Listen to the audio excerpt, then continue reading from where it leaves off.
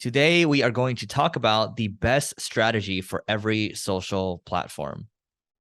So let's first start off YouTube. I found that YouTube, the real key is you want to go and push your video hard in the first 4 hours it goes live. So send out email blasts, push notifications. Their algorithm's a little bit opposite than Google. Whatever videos get a lot of views within the first 4 hours, even 24 hours, they just start ranking really high and get recommended. You know what's weird?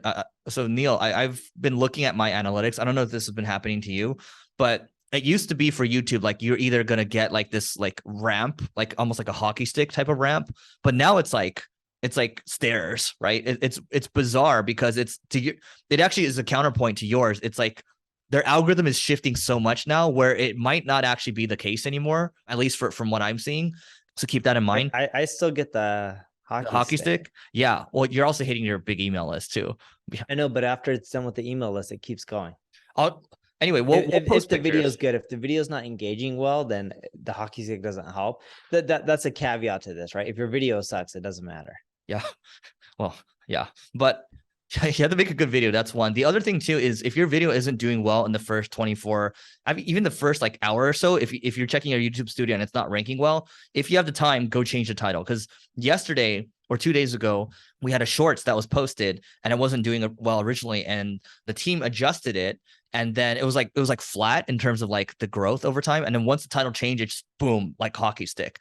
So I would just say what I found over the years is if you want to grow on YouTube, you have to focus. And a couple of years ago, whatever I would publish around marketing, it would do really well. At least like a couple, like 5, 10, 15, 20,000 views or so. And some videos would get a couple 100,000 views, right? And that was for like a smaller channel back then. When I started to switch over into talking about different topics, the problem with that is the algorithm wants you to focus on a certain area. If you start to jump in all these different directions, think about it. The algorithm is not going to know what to recommend you for. And also, when people watch a good portion of your video, YouTube starts recommending you. But if someone watches your video for marketing and you start talking about like gardening in another one, how likely are they to actually continue to stay on the platform and continue to click, right? You have to think about that. So the move is you have to stay focused over a long period of time, and also understanding that YouTube is a business. They're trying to compete for attention against the TikToks, the Instagrams of the world. So that's why you have an opportunity when they're launching a new feature like Shorts right now, which is the hotness. You go after what's working, you go after what they're favoring, and that's how you can grow faster. All right, so next platform, LinkedIn, it's comments. If you have engaging comments that people leave when your post goes live, you're going to be better off.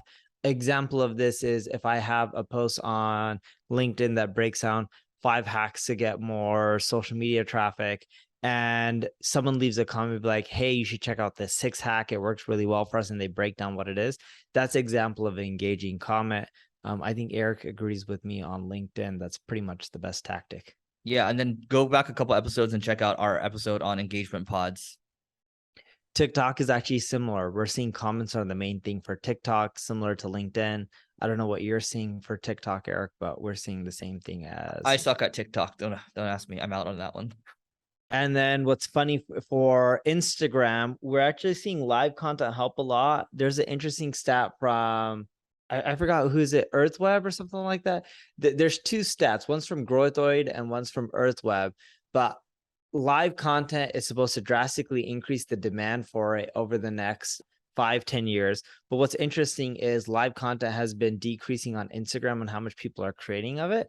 But what's funny is if you go live quite a bit and the content on your live is really good, that's the key. Your content needs to be good. You'll start getting way more followers. And then when you post more content on Instagram, you'll start getting much more reach. Got it. All right. I have nothing to add there. What else do we have? Facebook. For Facebook, it is what we're seeing right now is videos that are over 5 minutes tend to do really well on Facebook.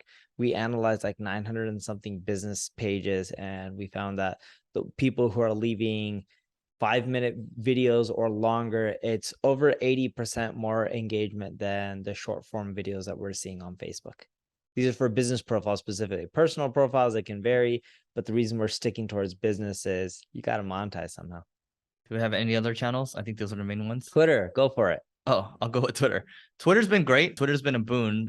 I shared an example from yesterday, but we threw up a tweet, and then I was just talking about how to build $1 billion network, and that one got a couple hundred likes and about close to 100,000 impressions on it. So if you think about that, if you're buying those impressions on like an ad platform, you're paying a lot of money.